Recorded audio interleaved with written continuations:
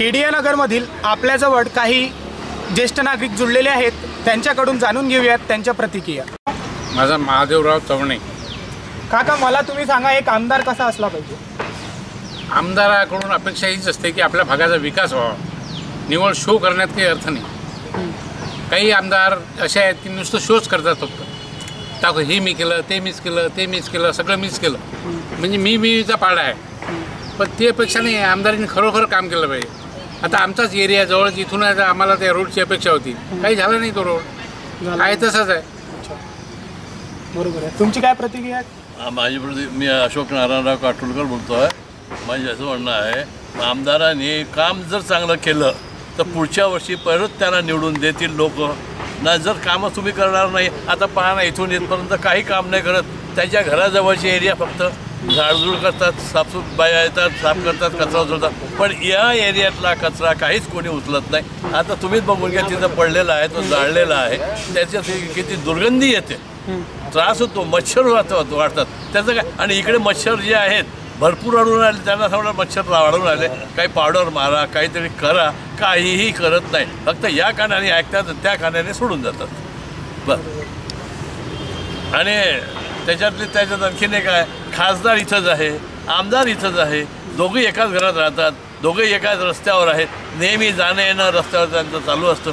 त्यांचं काम आहे, कर्तव्य आहे पाहायचं, ते काहीही पाहत नाही, सरळ गाडीत बसले की भो हे चालले जातात आणि येतात। गार्डनचंच पाहणं काय अवस्था आहे, गार्डन बघायला तुम्ही बघून राहिला, हा बगीचा कसा आहे, हा खासदाराच्या हद्दीतला बगीचा आहे, आमदाराचा तर नाही, आमदाराला बोलू शकत नाही, पण खासदार जो आहे त्यांनीच हे काम करायला पाहिजे, बगीच्याकडे दूर लक्ष द्यायला पाहिजे, यायला पाहिजे, त्यांनी विचारपूस करायला पाहिजे, इथं काय त्रास आहे काय नाही। आता म्हणून आम्ही ते मूत्री आणि संडास तयार झाला, तो मग किती वर्षांत मागे लागलो, आम्ही 2004 पासून मागे लागलो, किंवा इथं संडास पाहिजे, काय नवी करायला जागा नाही, काय नाही। आत्ता कुठं त्यांनी बादशाहवर यायच्या बांधायला अजून पूर्ण तो झालेलाच नाही, अजून तो कुलपच लागलेला आहे, त्याला कुलपच लागलेला आहे, काहीच नाही केलं नाही।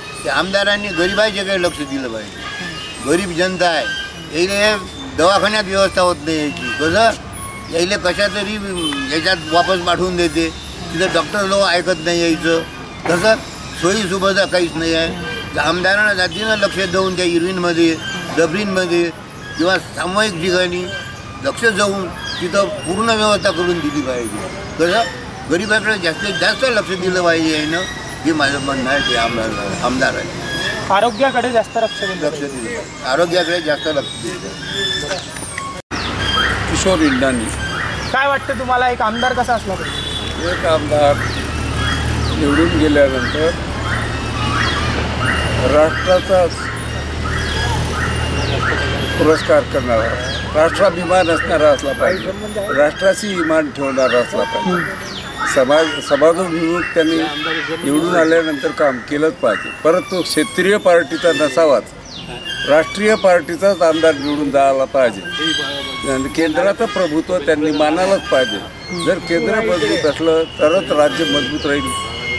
आणि त्या तसं पाहिलं असता तो आमदार केंद्राचं प्रभुत्व मानून इमानदारीनं सेवा करणारा असला पाहिजे। जसे आजपर्यंत झाले, लूट झाली सर्व जनतेची, काही केलं नाही, आणि आपले जे त्यांना निधी मिळतात त्याचा गैरवापर करून, स्वतःसाठी वापर करून त्यांनी जनसेवा केली नाही, त्याचीच परिणती आहे। हे परिवर्तन आज आपल्यासमोर आलेलं आहे। तर या परिवर्तनाला सामोरं जाऊन राज्याचा कसा विकास होईल, नद्या जोड प्रकल्प कसे होतील, रस्ते मोठमोठे रस्ते कसे डेव्हलप होतील, त्याच्यात अडथळे न आणता, स्वतःचं राजकारण न पाहता असे आमदार निवडून जावे। विदर्भ वेगळा करणारे आमदार विदर्भातून निवडून जावे निश्चित, त्याच्याशिवाय विदर्भाचा विकास शक्य नाही।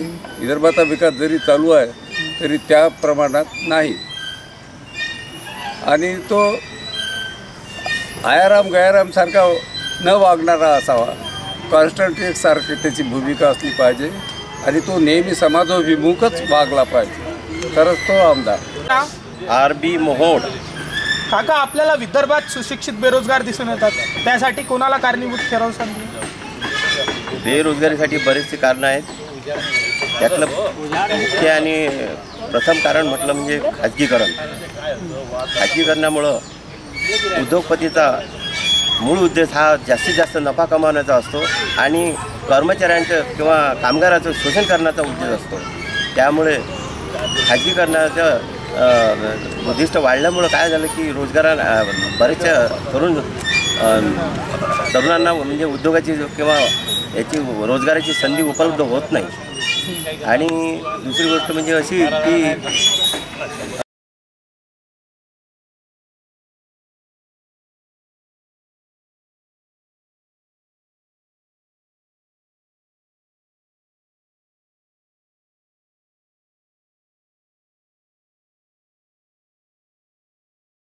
साठी काय करू शकतो? आमदारानं ज्या सामान्य माणसाच्या याकडे सर्वप्रथम लक्ष दिलं पाहिजे. त्याच्यानंतर आपल्या देशाची भरभराट होण्यासाठी ह्या तरुण पिढी जी आहे यांच्यासाठी जास्तीत जास्त उद्योग निर्मिती केली पाहिजे आणि जास्तीत जास्त म्हणजे तरुणांना कामधंदा कसा लाभेल याच्याकडे म्हणजे आमदारांना लक्ष दिलं पाहिजे. गार्डन जी आहे आज राजापेठमध्ये ती अत्यंत दुर्लक्षित आहे. महानगरपालिकेचं गार्डन असून त्याचे वॉक ट्रॅक खूप खराब झालेले आहे. तिथं जर एखादा सिनियर सिटीजन खाली पडला तर तो ICUमध्येच भरती करायला उखळलेले आहेत. ते रिपेअर नाही करून राहिले. परत मच्छर असल्यामुळे त्याच्या तिथं काहीच इतकं चावतात की आम्ही म्हातारे लोक इथं येऊन बसतात. आम्हाला बसता देखील नाही आहेत. 15 मिनटाच्या वर उठून जावं वाटतं. सर्व कम्प्लिटली महानगरपालिकेने दुर्लक्ष केलं आहे.